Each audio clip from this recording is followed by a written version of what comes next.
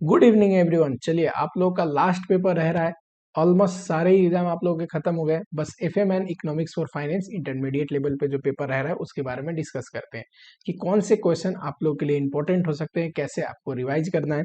देखो, सबसे पहले आप लोग को वो वीडियो देखना है जिसमें हमने ये डिस्कस किया है कि एफएम एंड इकोनॉमिक्स के लिए कौन कौन से क्वेश्चन कौन कौन से टॉपिक से इंपॉर्टेंट हो सकते हैं और कुछ सैम्पल क्वेश्चन अगर वहां पे है तो आपको वो चीज करनी है। फर्स्ट एग्जामिनेशन जो आप लोगों का था अकाउंटेंसी, और लास्ट एग्जामिनेशन जो होता है paper number 8 FM and economics for finance, उसमें थोड़ा सा साइकोलॉजी का बहुत फर्क है। पहले एग्जाम में जब बच्चा जाता है तो वहां पे क्या होता है, आपका फर्स्ट एग्जामिनेशन है, आपको थोड़ा डर थोड़ी घबराहट महसूस होती है। एंड जब आप एग्जाम दे के आते हो तो दो चीज होती है, कई बार तो बच्चों से इसलिए भी थोड़ा बहुत छोटे मोटे कैलकुलेशन एरर हो जाता है क्योंकि उन्हें लगता है कि मैं टेंशन में या स्ट्रेस में गलती कर बैठा। बट ये चीज आपको लास्ट एग्जामिनेशन में नहीं होगा। होता क्या है कि एग्जाम देते देते आप लोग इतने यूज टू हो चुके होंगे कि अगर आप ध्यान से देखोगे तो फर्स्ट एग्जामिनेशन में जो आप लोग का मेंटल स्थिति था कि एग्जाम दे के आए तो देखा कौन सा क्वेश्चन हुआ है, कितने मार्क्स का अटेंड किया है, क्वेश्चन बना कि नहीं बना, एग्जिम्सन आएगा नहीं आएगा, 10 चीजें आप लोग सोचते हो। बट लास्ट एग्जामिनेशन में आप पे उतना मेंटल प्रेशर नहीं होगा, आप अच्छे से लिखोगे। तो लास्ट एग्जामिनेशन का सबसे मेन फीचर पता है क्या है, कि बच्चा चाहे जितना आए उसको अच्छे से आए या कम आए, पर लिखता बहुत है। ठीक है, तो ये एग्जामिनेशन में मार्क्स स्कोरिंग भी है, मार्क्स आते भी है, पेपर बहुत ही छोटा है। ठीक, 60 मार्क्स का आपका फाइनेंशियल मैनेजमेंट आएगा एंड 40 मार्क्स का आपका इकोनॉमिक्स फॉर फाइनेंस आएगा। चलिए हम लोग अपने स्क्रीन पे चलते हैं और देखते हैं कौन से टॉपिक आप लोगों के कैसे सीक्वेंस में करना है। देखो, अगर मैं आप लोगों को बोलूं तो सबसे पहले तो आपको कौन सी वीडियो देखनी है, सबसे पहले आप लोगों को देखनी है कि हमने जो पढ़ा हुआ है कि कौन कौन से टॉपिक को कवर करना है। किसी बच्चे को अगर लगता है कि उसको थ्योरी का भी कवर करके जाना है फाइनेंशियल मैनेजमेंट का, तो जो एफएम रिवीजन लेक्चर करके प्लेलिस्ट है उसमें फाइनेंशियल मैनेजमेंट का थ्योरी पढ़ाया है एंड ऑलमोस्ट सारे ही थ्योरी कवर करें। तो वहां से आप प्लेलिस्ट देख सकते हो। 1.5 के भी स्पीड पे देखोगे तो 1 सवा घंटे का लेक्चर होगा जिसमें ऑलमोस्ट सारे थ्योरी आप लोग के कवर है और वहीं से लगभग सारे थ्योरी आते हैं। एक छोड़ भी दो तो एक ऐसे भी आप लोग को ऑप्शन में आता है। कभी कभी एक क्वेश्चन हो जाता है जो नहीं पूछना चाहिए इंटरमीडिएट लेवल पे, ऐसे टाइप के बड़ा ही बेसिक टाइप का क्वेश्चन पूछ देते हैं।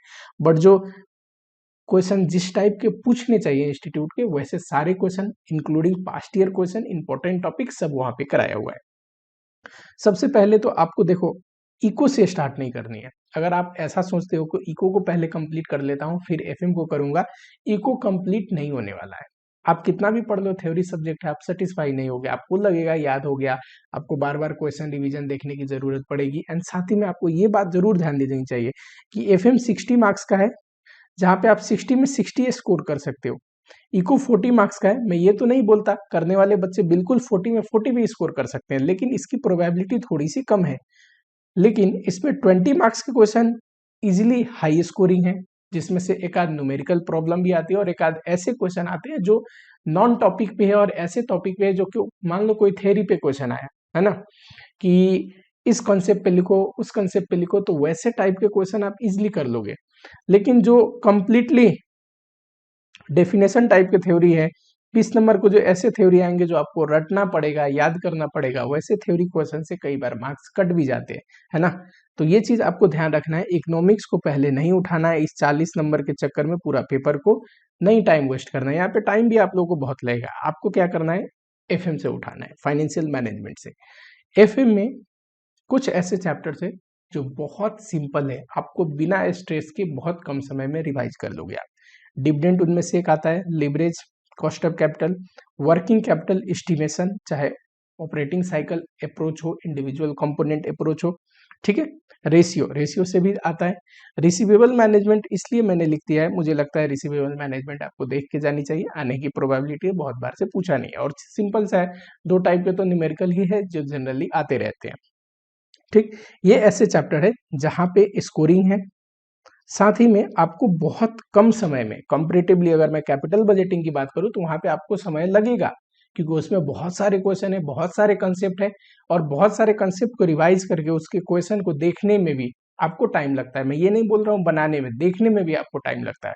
तो इन चैप्टर को आपको सबसे पहले कवर करना है फाइनेंशियल मैनेजमेंट में।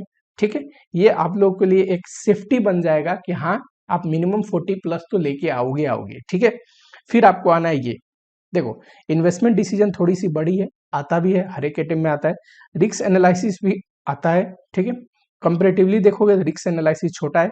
कैपिटल स्ट्रक्चर, कंटेंट तो थोड़ा है कैपिटल स्ट्रक्चर में, थोड़ा सा बड़ा चैप्टर है, लेकिन इजी है, ज्यादा मुश्किल नहीं है, ठीक है। तो ये 3 चैप्टर को आप इनको करने के बाद कर सकते हैं।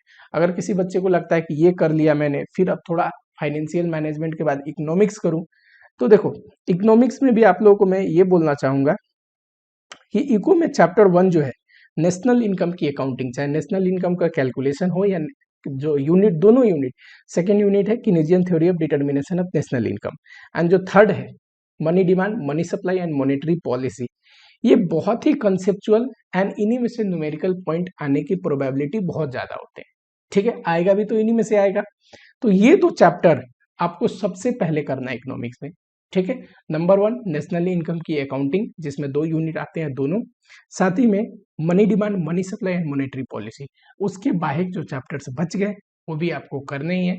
मैं तो बोलूंगा पूरा सिलेबस आपको देख के जाना चाहिए। पास्ट ईयर क्वेश्चन को जरूर देखो कि कैसे पैटर्न में क्वेश्चन पूछता है, ठीक है।